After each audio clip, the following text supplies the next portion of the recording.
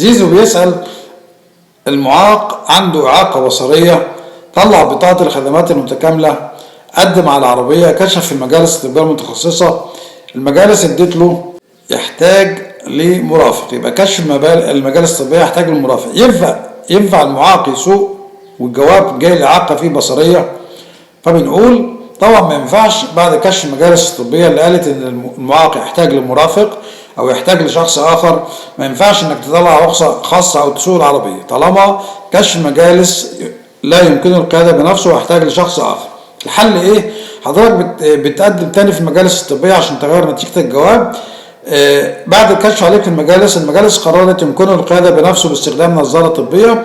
في الحالة ديت من حقك انك ترخص العربية باسمك يقود بنفسه وبدون مرافق وتطلع رخصة خاصة. يبقى هطلع رخصة خاصة بعد العرض على المجالس الطبية.